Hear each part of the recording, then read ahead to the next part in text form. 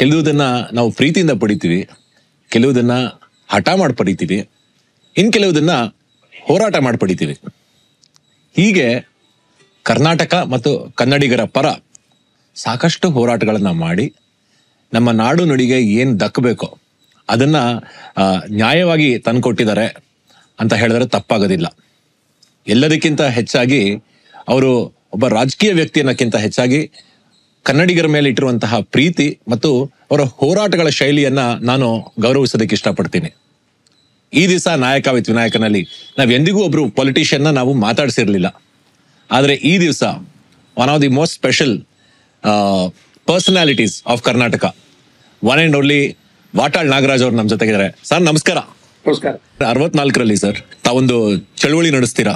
ಏನಂದ್ರೆ ಬ್ರಿಟಿಷರು ಒಂದು ಪಿಲ್ಲರ್ನ ಹಾಕಿರ್ತಾರೆ, ಏನಂದ್ರೆ ಬ್ರಿಟಿಷ್ ಸೈನಿಕರು ಯಾರು ಸತ್ತಿರ್ತಾರೋ ಅವರ ಸ್ಮಾರಕಕ್ಕೆ ಅಂತ ಹೇಳಿ ಅದನ್ನ ಗಲಾಟೆ ಮಾಡಿ ಹೋರಾಟ ಮಾಡಿ ನಂತರ ಆ ಕಂಬವನ್ನ ನೆಲಗೂ ಉರುಳಿಸಿ ಒಂದು ಕೆಂಪೇಗೌಡರ ಪ್ರತಿಮೆಯನ್ನ ತಾವಲ್ಲಿ ಕಟ್ತೀರಾ. ಇದು 64ರಲ್ಲಿ ಆದದ್ದು, if I am not wrong ಅಲ್ವಾ ಸರ್? ಆಗ್ಲಿಂದಾನು ಇವತ್ತಿನವರೆಗೂ ಎಷ್ಟು ಚಳುವಳಿಗಳು ಮಾಡಿರ್ಬೋದು ಸರ್ ತಾವು? ನಿಮ್ಗೆ ಹೇಳೋದಾದ್ರೆ ಬೆಂಗಳೂರು ಮಹಾನಗರ ಪಾಲಿಕೆ, ಈಗ ಮೊದಲು ನಗರಸಭೆ, ಅದರ ಎದುರಿಗೆ ಆಂಗ್ಲರು ತಮ್ಮ ಯುದ್ಧದಲ್ಲಿ ಸತ್ತಿರೋರ ಸ್ಮರಣಾರ್ಥ ಒಂದು ರಣಸ್ತಂಭ, ಇದು ನಮಗೆ ಅಗೌರವ. ಇದು ಆಂಗ್ಲರ ಹೆಸರಿನಲ್ಲಿ ಅವರ ಸತ್ತಿರೋರನ್ನ, ಯಾರು ಸತ್ತಿರೋರು ನಮ್ಮ ಮೇಲೆ ಯುದ್ಧ ಮಾಡಿ ನಮ್ಮನ್ನು ಸಾಯಿಸಿ ಅವರು ಸತ್ತಿರೋರು, ಅದೇ ನಮ್ಮದು ರಣಸ್ತಂಭ ಬರಬೇಕಾಗಿತ್ತಲ್ಲಿ. ಅದನ್ನ ಬಿಟ್ಟು ಆಂಗ್ಲರದು ರಣಸ್ತಂಭ, ನಾವು ಇದು ಕೂಡ್ದು ಇದು ಅಂತ ಹೇಳಿ ಈ ಚಳುವಳಿ ಒಂದು ಅದ್ಭುತವಾದ ಚಳುವಳಿ, ಈ ರಣಸ್ತಂಭ ತೆಗಿಲೇಬೇಕು ಅಂತೇಳಿ ನಾವು ಚಳುವಳಿಗಾರರು ತೀರ್ಮಾನ ಮಾಡಿದ್ವು. ಆಗ ಈ ರಾಜ್ಯದ ಮುಖ್ಯಮಂತ್ರಿ ಶ್ರೀಮಾನ್ ಎಸ್ ನಿಜಲಿಂಗಪ್ಪ, ಭಾರಿ ಅಂತ ಮುಖ್ಯಮಂತ್ರಿಯನ್ನು ನಾವು ಕಾಣಲೇ ಇಲ್ಲ. ಮುಖ್ಯಮಂತ್ರಿಗಳು ಅನ್ನೋದಕ್ಕೆ ಅವರೇ ಮುಖ್ಯಮಂತ್ರಿಗಳು. ಸತ್ಯ, ಪ್ರಾಮಾಣಿಕತೆ, ಧರ್ಮ ಅನ್ನೋದು ಅವರೇ. ನಿಮ್ ಫೇವ್ರೇಟ್ ಅಂದ್ರೆ ಅವರೇನಾ ಸರ್? ನನ್ನ ಫೇವ್ರೇಟ್ ಅವರೇ. ಹನುಮಂತಯ್ಯನವರು, ನಿಜಲಿಂಗಪ್ಪನವರು, ವೀರೇಂದ್ರ ಪಾಟೀಲ್ರು, ಇವರೆಲ್ಲ, ದೇವರಾಜ, ಇವರೆಲ್ಲ ಇವರು ಮುಖ್ಯಮಂತ್ರಿಗಳು ಅಂತ ಕರೆಯೋದಕ್ಕೆ ಎಲ್ಲ ಯೋಗ್ಯತೆಗಳಿರ್ತಕ್ಕಂಥದ್ದು ಇವರು. ಬಹಳ ಅದ್ಭುತವಾದ ಜನ. ಆಮೇಲೆ ಇತ್ತೀಚೆಗೆ ಅದಾದ ನಂತರ ಇತ್ತೀಚೆಗೂ ಬಂದಿದ್ದಾರೆ, ಅಲ್ಲೂ ಕೆಲವರು ಗೌರವ ಅನ್ನೋದು ಇದ್ದರೆ, ಇಲ್ಲ ಅಂತ ಹೇಳಕ್ಕಾಗೋದಿಲ್ಲ. ಸೊ ತೀರ್ಮಾನ ತಗೊಂಡು ಇಷ್ಟೇ ತಾರೀಕು ಮೆರವಣಿಗೆ, ಬರೀ ಮೆರವಣಿಗೆ ಅಲ್ಲ, ನಾವೇ ಹೊಡಿಬೇಕಾದ್ರೆ ಗುದ್ಲಿ, ಪಿಕಾಸಿ ಎಲ್ಲ ತಗೊಂಡ್ಬೇಕು ಅಂತ ಹೇಳ್ದು. ನಿಮ್ಗೆ ಹೇಳೋದಾದ್ರೆ ಎಲ್ಲರೂ ಮೈಸೂರು ಬ್ಯಾಂಕ್ನಿಂದ ಕೈನಲ್ಲಿ ಗುದ್ಲಿ ಹೊಡೆದಾಕ್ತೀವಿ ಅಂತ ಹೊರಟವು. ನಾವು ಸಾವಿರಾರು ಜನ, ನಮ್ಮನ್ನ ತಡೆಯೋದಕ್ಕೆ ಸಾವಿರಾರು ಜನ ಪೊಲೀಸು. ನಿಜಲಿಂಗಪ್ಪನವರು ಕೊಟ್ಟಿದ್ದೀವಿ ಸರ್ಕಾರಕ್ಕೆ, ಇಷ್ಟಾದರೂ ಅವ್ರು ತೆಗೆದ್ಬಿಟ್ಟು ಅಥವಾ ಇನ್ನೊಂದು ದಿನದಲ್ಲಿ ತೆಗಿತೀವಿ, ಮೆರವಣಿಗೆ ನಿಲ್ಲಿಸ್ತೀವಿ ಅಂತಲೂ ಹೇಳ್ಬೋದಾಗಿತ್ತು. ಅವ್ರು ಹೇಳಲಿಲ್ಲ, ಸ್ವಲ್ಪ ನಿಧಾನ ಆಯಿತು, ನಾವು ನುಗ್ದೋ. ಮೈಸೂರು ಬ್ಯಾಂಕ್ನಿಂದ ಮೆರವಣಿಗೆ ಹೊರಟಾಗ 10,000, ಅದೇನು ಮೆರವಣಿಗೆ, ಏನು ಹುಚ್ಚೆದ್ದು ಕುಣಿತಾ ಇದ್ರು ಜನ ಮೆರವಣಿಗೆ. ಪೊಲೀಸ್ ಕಂಪ್ಲೀಟ್ ಅಲ್ಲಿ ಅದು ಹೆಂಗೆ ವಾಟಾಳ್ ನಾಗರಾಜ್ ಬರ್ತಾರೆ ಬಿಡಕ್ ಕೂಡ್ದು ಅಂತ ಉತ್ಸಾಹ, ಅಭಿಮಾನ, ಸ್ವಇಚ್ಛೆ, ಕನ್ನಡದ ಕೆಚ್ಚು, ಸ್ವಇಚ್ಛೆ, ಇದ್ರ ಮೇಲೆ ಹೊರಟಿದ್ರಲ್ಲ ಅದು ಮೆರವಣಿಗೆ. ಇವೆಲ್ಲ ಈಗ ನಡೆಯೋ ಮೆರವಣಿಗೆ ಎಲ್ಲ ನಾವು ಅದೆಲ್ಲ ಕಂಪ್ಲೀಟ್ ಆಗಿದೆ, ವ್ಯಾಪಾರ ಮಾಡ್ಕೊತೀವಿ, ಊಟ ಕೊಡ್ತೀವಿ, ತಿಂಡಿ ಕೊಡ್ತೀವಿ, ಅವ್ರಿಗೆ ದುಡ್ಡು ಕೊಡ್ತೀವಿ, ಬಸ್ ಕೊಡ್ತೀವಿ. ಅದಲ್ಲ, ನಿಜವಾಗಲೂ ಕರ್ನಾಟಕ ರಾಜ್ಯದಲ್ಲಿ ಕನ್ನಡ ಚಳುವಳಿ ವಾಟಾಳ್ ನಾಗರಾಜ್ ನೇತೃತ್ವದಲ್ಲಿ ನಡೆದಂಥ ರಣಸ್ತಂಭ ಮೆರವಣಿಗೆ, ಅದು ನಿಜಕ್ಕೂ ಪ್ರಾಮಾಣಿಕವಾಗಿ ಕನ್ನಡಿಗರ ಶಕ್ತಿ ಪ್ರದರ್ಶನ. ನಾನು ಎಲ್ಲರಿಗಿಂತ ಮುಖ್ಯಮಂತ್ರಿ ಆಗಬೇಕಾಗಿತ್ತು. ಯಾವ ಟೈಮಲ್ಲಿ ತುಂಬಾ ಹತ್ರ ಬಂತು ಸರ್ ಅದು ಆಗಳಿಗೆ? 73ರಲ್ಲಿ ಆಗ್ಬೇಕಾಗಿತ್ತು ನಾನು. ಹ್ಮ್ ಹ್ಮ್ ಹ್ಮ್ ಮೊದಲನೇ ಸಾರಿ ನಾನು ಗೆದ್ದದ್ದು 1967. ಆಗ ನನಗೆ 25 ವರ್ಷ. 1 ನಯಾ ಪೈಸಾ ಖರ್ಚಿಲ್ಲ, ಜಾತಿ ಇಲ್ಲ, ಪ್ರಾಮಾಣಿಕವಾಗಿ ವಟಾಳ್ ನಾಗರಾಜ್ ಓಟು.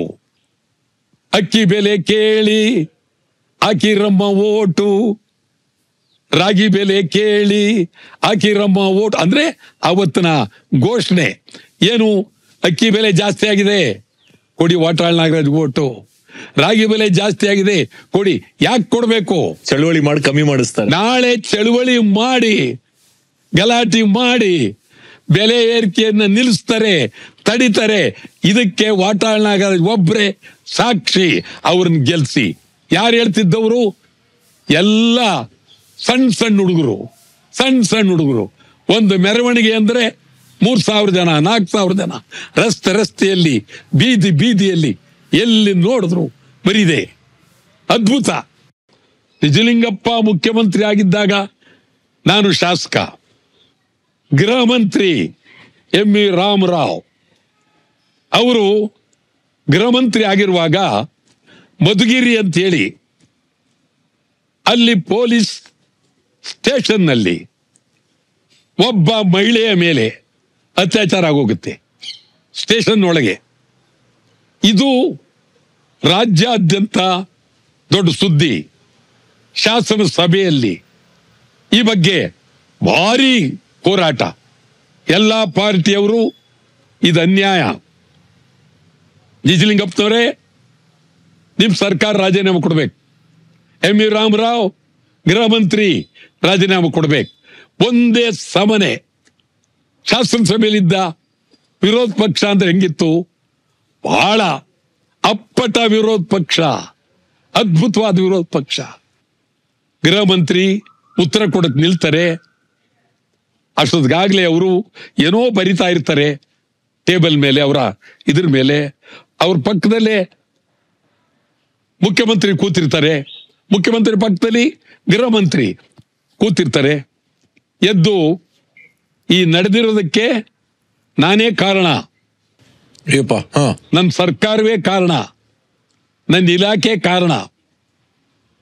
ಮಾನ್ಯ ಸದಸ್ಯರುಗಳಿಗೆ ಅತ್ಯಂತ ಕಳಕಳಿಯಿಂದ ಕೈ ಮುಗಿದು ಹೇಳ್ತೀನಿ, ಈ ಕ್ಷಣದಲ್ಲಿ ನಾನು ರಾಜೀನಾಮೆ ಕೊಡ್ತೀನಿ ಅಂತ. ಅದೇನ್ ದಿನ? ಇವತ್ತು ಕೇಳ್ತಾ ಇದ್ದೀರಲ್ಲ, ಇದೇನ್ ದಿನ?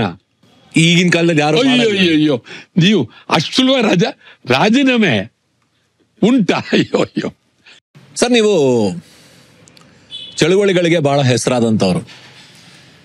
ತುಂಬಾ ಕ್ರಿಯೇಟಿವ್ ಆಗಿ ಎಮ್ಮೆ ಮೇಲೆ ಬಂದಿದ್ದೀರಾ, ಕೋಣದ ಮೇಲೆ ಬಂದಿದ್ದೀರಾ, ಕತ್ತೆ ಮೇಲೆ ಬಂದಿದ್ದೀರಾ, ಟಾಯ್ಲೆಟ್ಗಳನ್ನ ರಸ್ತೆ ಮೇಲೆ ತಗೊಂಬಂದು ಹಾಕಿದ್ದೀರಾ, ಬೇರೆ ಬೇರೆ ವೇಷಗಳನ್ನ ತೊಡಸಿದ್ದೀರಾ. ಶೂರ್ಪಣಕಿ ಮಿಸ್ ಇಂಡಿಯಾ ಟೈಮಲ್ಲಿ ಅದರ ಒಂದು ಏನ್ ಹೇಳ್ತೀರಾ, ರ್ಯಾಂಪ್ ವಾಕ್ ಎಲ್ಲ ಮಾಡಿದೀರಾ ನೀವು ಅವಾಗ. ಈ ಐಡಿಯಾಗಳೆಲ್ಲ ಹೇಗೆ ಹೊಳಿಯುತ್ತೆ ಸರ್ ನಿಮ್ಗೆ ಅಂತ? ಎಸ್ಪೆಷಲಿ ಆ ಕಮೋಡ್ ತಗೊಂಡ್ ರಸ್ತೆ ಮಧ್ಯೆ ನೀವು ಹಿಂಗ್ ಮಲ್ಕೊಂಡಿರೋ ಫೋಟೋ ತುಂಬಾ ಫೇಮಸ್ ಆಗಿದೆ ಇಂಟರ್ನೆಟ್ ನಲ್ಲಿ ಇವತ್ತು. ಹೆಂಗೆ ಸರ್ ಈ ಐಡಿಯಾಗಳೆಲ್ಲ ನಿಮ್ಗೆ ಬಂದಿದ್ದು? ಅಯ್ಯೋ, ನಮಗೆ ಯಾವ ಚಳುವಳಿಯನ್ನ ನಾವು ಜನರಿಗೆ ಸ್ಪಂದಿಸಬಹುದು, ಸರ್ಕಾರದ ಗಮನಕ್ಕೆ ತರಬಹುದು ಅನ್ನುವ ಚಿಂತನೆ ಮಾಡಿ ಪ್ರತಿ ಚಳುವಳಿನೂ ಮಾಡಿದ್ದೀನಿ ನಾನು. ಸರ್, ಇದೆಲ್ಲ ಮಾಡಿದಾಗ ಜನ ನಿಮ್ಮನ್ನ ಆಡ್ಕೋತಾರೆ ಅಥವಾ ನಿಮ್ಮನ್ನ ರೇಗಿಸ್ತಾರೆ ಅಂತ ನಿಮ್ಗೆ ಯಾವತ್ತು ಅನ್ನಿಸ್ಲಿಲ್ವಾ? ನಿಮ್ಗೆ ಇಲ್ವೇ ಇಲ್ಲ. ನಾ ತಲೆನೇ ಕೆಡಿಸ್ಕೊಂಡಿಲ್ಲ. ನೀವೇನಾದ್ರೂ ಹೇಳ್ಕೊಳ್ಳಿ, ನೀವೇನಾದ್ರೂ ಮಾಡಿ, ನಾನು ಪ್ರಾಮಾಣಿಕವಾಗಿ ಮಾಡ್ತಾ ಇದ್ದೆ. ಇತ್ತೀಚಿನ ಬೆಂಗಳೂರು ನೋಡಿದ್ರೆ ಇವತ್ತು ಇಷ್ಟು ದೊಡ್ಡದು ಬೃಹದಾಕಾರವಾಗಿ ಬೆಳ್ಕೊಂಡಿದೆ ಬೆಂಗಳೂರು. 2000 ಒಂದು 35-40 ಲಕ್ಷ ಅಷ್ಟೇ ಇದ್ದಿದ್ದು ನಮ್ದು ಜನಸಂಖ್ಯೆ ಹತ್ರ. ಅದಾದ್ಮೇಲೆ ಬೆಳೀತು ಇವತ್ತು 1.5-2 ಕೋಟಿ ಜನ ಇದಾರೆ ಬೆಂಗಳೂರಲ್ಲಿ ಹತ್ರ. ಇಷ್ಟು ಜನ ಬೆಂಗಳೂರಿಗೆ ಬಂದ ಮೇಲೆ ಬೆಂಗಳೂರಿನ ಒಂದು ಚೆಹರೆ ಚೇಂಜ್ ಆಯ್ತು. ನಮ್ಮ ಭಾಷೆಯವ್ರು ಬಿಟ್ಟು ಬೇರೆ ಭಾಷೆಯವರೆಲ್ಲರೂ ಬಂದು ನಮ್ಮ ಕರ್ನಾಟಕದಲ್ಲಿ ಈ ದಿವಸ ಸೇರ್ಕೊಂಡಿದ್ದಾರೆ. ಬೆಂಗಳೂರಿನಲ್ಲಂತೂ ಅರ್ಧ ಬೆಂಗಳೂರು ಕನ್ನಡಿಗರೇ ಇಲ್ಲ ಆಗೋಗಿದೆ. ಇವರೆಲ್ಲ ಬರ್ದೇ ಹೋಗಿದ್ದಿದ್ರೆ ಬೆಂಗಳೂರು ಇಷ್ಟು ಮಟ್ಟಕ್ಕೆ ಬೆಳೆಯಕ್ ಸಾಧ್ಯವಾಗ್ತಿತ್ತ? ಇವರೆಲ್ಲ ಬರ್ದೇ ಹೋಗಿದ್ರೆ ನಾವು ಕನ್ನಡದವ್ರಿಗೆ ಏನ್ ಮಾಡ್ತಾ ಇದ್ವಿ, ಬೇರೆ ಏನ್ ಕೆಲಸ ಮಾಡ್ತಾ ಇದ್ವಿ? ಯಾಕಂದ್ರೆ ಇವತ್ತಿನ ದಿವಸ 3rd ರಿಚೆಸ್ಟ್ ಸಿಟಿ ನಮ್ದು ಬೆಂಗಳೂರು ಭಾರತದಲ್ಲಿ. ಸೊ ಬೇರೆ ಊರುಗಳಿಂದ ನಾರ್ತ್ ಇಂಡಿಯನ್ಸ್ ಆಗ್ಬೋದು, ತಮಿಳ್ನವ್ರು ಆಗ್ಬೋದು, ತೆಲುಗುವ್ರು ಆಗ್ಬೋದು, ಎಲ್ಲರೂ ಬಂದು ಇಲ್ಲಿ ಕೆಲಸ ಮಾಡ್ತಾ ಇದಾರೆ. ಎಷ್ಟೋ ಗಲಾಟೆಗಳಲ್ಲಿ ನೀವು ಇಲ್ಲಿ ಬರ್ಬೇಡಿ, ವಾಪಸ್ ಹೋಗಿ ಅಂತ ಹೇಳ್ತಾರೆ ಜನ. ಇವ್ರು ಬರ್ದೇ ಹೋಗಿದ್ರೆ ಪ್ರಾಪರ್ಟಿ ವ್ಯಾಲ್ಯೂ ಜಾಸ್ತಿ ಆಗ್ತಾ ಇರ್ಲಿಲ್ಲ, ರೆಂಟ್ ಇಷ್ಟ ಆಗ್ತಾ ಇರ್ಲಿಲ್ಲ, ಏನೂ ಆಗ್ತಾ ಇರ್ಲಿಲ್ಲ. ಬೆಂಗಳೂರು ಹೆಂಗೆ ಇರೋದು ಇವ್ರು ಯಾರು ಬರ್ದೇ ಹೋಗಿದ್ದೀರಿ ಅಂತ ಏನ್ ಹೇಳ್ತೀರಾ ತಾವ್ ಇದ್ರ ಬಗ್ಗೆ? ಯಾತಕ್ಕಾಗಿ ನೀವು ಕರ್ನಾಟಕ ಏಕೀಕರಣ ಆಯ್ತು? ಕರ್ನಾಟಕ ಏಕೀಕರಣ ಆದ ಉದ್ದೇಶ ಏನು? ಭಾಷಾವಾರು ಪ್ರಾಂತ್ಯ, ಕನ್ನಡ ಮಾತನಾಡುವ ಪ್ರದೇಶ, ತಮಿಳು ಮಾತನಾಡುವ ಪ್ರದೇಶ, ಆಂಧ್ರ, ತೆಲುಗು, ಈ ತರ ಅವರವ್ರ ರಾಜ್ಯ. ಕರ್ನಾಟಕದಲ್ಲಿ ಮೊದಲು ಕನ್ನಡಿಗರಿಗೆ ಆದ್ಯತೆ.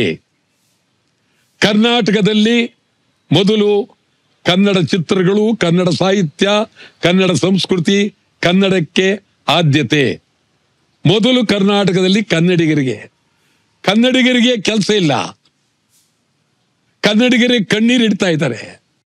ಬಟ್ ದುಡಿಯೋರ್ಗೆ ಏನಿಲ್ಲ. ನೀವು ಅದೆಲ್ಲ ಈಗ ನಿಮ್ಮ 8 ಜನ ಇನ್ಫೋಸಿಸ್ನವ್ರು ಅವ್ರನ್ನಷ್ಟು ತೆರಿಗೆ ಕೊಡ್ಬೋದು. ಬೇರೆ ITBT ಅವರು 8 ಜನ ಕನ್ನಡಿಗರಿದ್ದಾರೆ ಕೆಲಸದಲ್ಲಿ. 8 ಜನ ಇದ್ದಾರೆ? ಇಲ್ಲ. ಆರಾಮಾಗಿ ಅವರು ITBTನಲ್ಲಿ ನಮ್ಮ ನೀರು, ನಮ್ಮ ನೆಲ, ನಮ್ಮ ವಿದ್ಯುತ್ ಶಕ್ತಿ ಎಲ್ಲ ಪಡೆಯೋದು. ಆದ್ರೆ ನಮ್ಮವ್ರಿಗೆ ಕೆಲಸ ಇಲ್ಲ. ಕಾರಣ ಏನು? ಯಾರು ಕನ್ನಡಿಗರು ಯಾರು? ಯಾವ ರಾಜ್ಯದಲ್ಲಿ ನೀವು ಇದ್ದೀರಿ? ನಿಮ್ಮ ಕಂಪನಿಗಳು ಯಾವ ರಾಜ್ಯಕ್ಕೆ ಬಂದಿದೆ? ಕನ್ನಡಿಗರಿಗೆ ಆಗುವ ಕೆಲಸಗಳನ್ನಾದ್ರೂ ನೀವು ಕೊಡಬೇಕು. ಕೊಡದೆ ಇಲ್ಲಿ ಕಂಪನಿ ಬಿಹಾರದವನು ಎಲ್ಲ ಬಿಹಾರದವ್ರು ಬರಬೇಕು, ಉತ್ತರ ಪ್ರದೇಶದವನು ಕಂಪನಿ ಎಲ್ಲ ಉತ್ತರ ಪ್ರದೇಶದವ್ರು ಬರಬೇಕು. ಇದಾಗೋದಿಲ್ಲ. ಕರ್ನಾಟಕದಲ್ಲಿ ಮೊದಲು ಕನ್ನಡಕ್ಕೆ ಆದ್ಯತೆ, ಕನ್ನಡಿಗರಿಗೆ ಆದ್ಯತೆ, ಕನ್ನಡಿಗರಿಗೆ ಉದ್ಯೋಗ. ಅದನ್ನ ಬಿಟ್ಟು ಯಾವ ಪುರುಷಾರ್ಥಕ್ಕೆ ನಾವು ಚಿಂತನೆ ಮಾಡಬೇಕಾಗಿದೆ?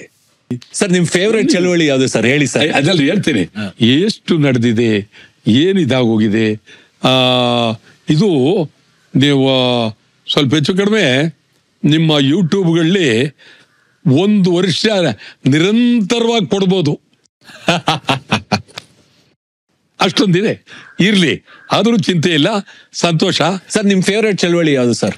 ಫೇವರೇಟ್ ಅಂತ ಏನಿಲ್ಲ, ಕನ್ನಡ ಚಳವಳಿನೇ ನನಗೆ ಅಭಿಮಾನ. ಬಟ್ ಸರ್, ಒಂದ್ ರಸ್ತೆ ಮಧ್ಯೆ ಕಮೋಡ್ ಹಾಕೊಂಡು ಕೂತ್ಕೊಳ್ಳಕ್ ಹೆಂಗ್ ಸರ್ ನಿಮ್ಗೆ ಧೈರ್ಯ ಬಂತು ನಿಮ್ಗೆ?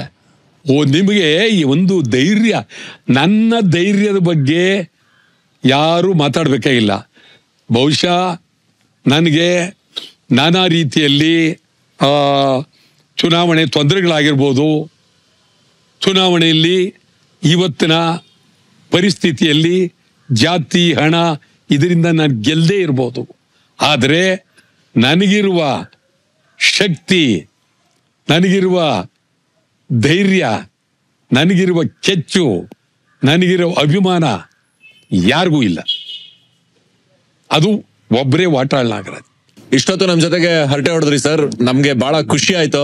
ಹರಟೆ ಅಲ್ಲ ಇದು, ಇದೊಂದು ಚರಿತ್ರೆ, ಇತಿಹಾಸ, ನಡೆದದ್ದು, ಕನ್ನಡ ಚಳವಳಿ, ಇದ್ರ ಬಗ್ಗೆ ನೀವು ಅದ್ಭುತವಾದ ಪ್ರಶ್ನೆಗಳು ಕೇಳಿದಿರಿ, ಮಾತಾಡಿದ್ದೀವಿ. ಇದಕ್ಕೊಂದು ಬೇರೆ ರೂಪನೇ ಇದೆ ಇದು. ಹಾಗಾಗಿ ಪ್ರೀತಿಯಿಂದ ನಮ್ಮ ಕಡೆ ಈ ಒಂದು ಗೌರವ ಸಮರ್ಪಣೆ ಸರ್. ದಷ್ಟಪುಷ್ಟವಾಗಿ ತಿನ್ಕೊಂಡಿರ್ಲಿ ಅಂತ ಸರ್. ಇದು ನಿಮ್ಮ ಮನೇಲಿ ಒಂದು ಪುಟ್ಟ ಗಾರ್ಡನ್, ಹೊಸ ಚಿಗುರು ಕಡೆಯಿಂದ. ಇದನ್ನ ಹೇಳ್ತಾ ನಾಯಕ ವಿತ್ ವಿನಾಯಕನಲ್ಲಿ ಈ ದಿವಸ ವಾಟಾಳ್ ನಾಗರಾಜ್ ಅವ್ರ ಜೊತೆಗೆ ಹರಟೆ ಹೊಡೆದ್ವಿ. ಒಂದು ಅದ್ಭುತವಾದ ಎಕ್ಸ್ಪೀರಿಯನ್ಸ್, ಬಹಳ ರೇರ್ ಮೂಮೆಂಟ್ಸ್, ಇದೆಲ್ಲ ಸಿಗೋದಿಲ್ಲ. ಮುಂದಿನ ವಾರ ಮತ್ತೊಬ್ಬರು ಅತಿಥಿಯೊಂದಿಗೆ ನಾನು ನಿಮ್ ಮುಂದೆ ಬರ್ತೀನಿ ಅಂತ ಪ್ರಾಮಿಸ್ ಮಾಡ್ತಾ, ನಾಯಕ ವಿತ್ ವಿನಾಯಕ ಇಂದ Vinayak Joshi signing off. Miss me, bless me, love you.